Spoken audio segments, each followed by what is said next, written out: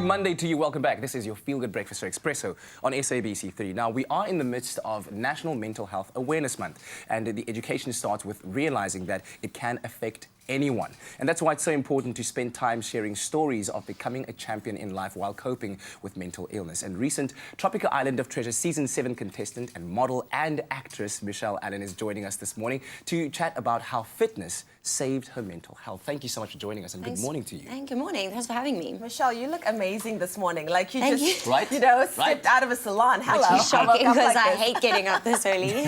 Now, we've seen you on TV, we've seen your work, but I think there's a lot that people don't know about you and your mental health journey. Do you want to tell us about the moment when you were diagnosed with depression and anxiety?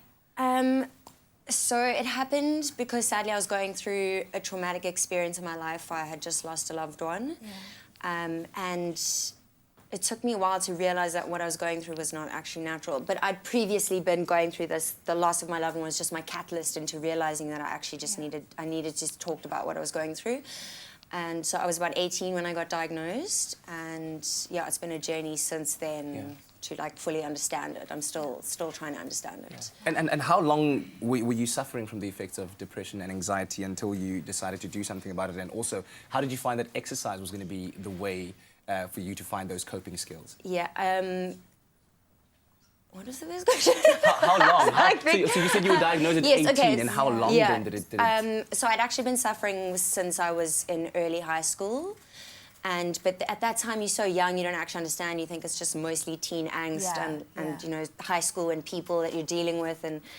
But now looking back, I realized that they were actually symptoms of mental illness, as you call it.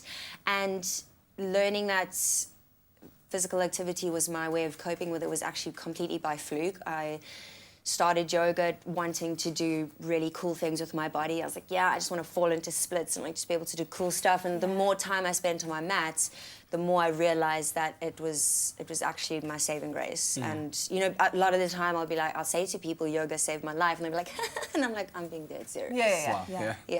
Wow, that's amazing. Now, you said that you got into yoga, you got into fitness, you got into being active, but there's a lot of people that maybe don't want to necessarily do any exercises. What are some of the other activities that you would suggest to a lot of people who are going through the same kind of situation as you were going through?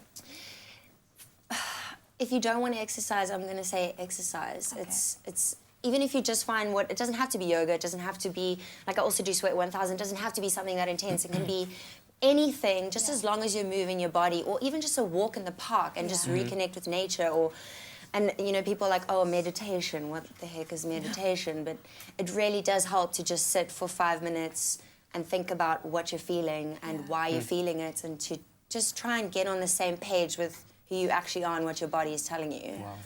Well, thank you so much for joining us and for being brave to share your story that I'm sure is inspiring so many people out there, because it's stories like yours that we need to hear, and for us to fully realize that we can all combat mental struggles. And if you or a loved one need help, then please contact the South African Depression and Anxiety Group by calling them on 0800 70 80 90, or you can visit their website at sadag.org.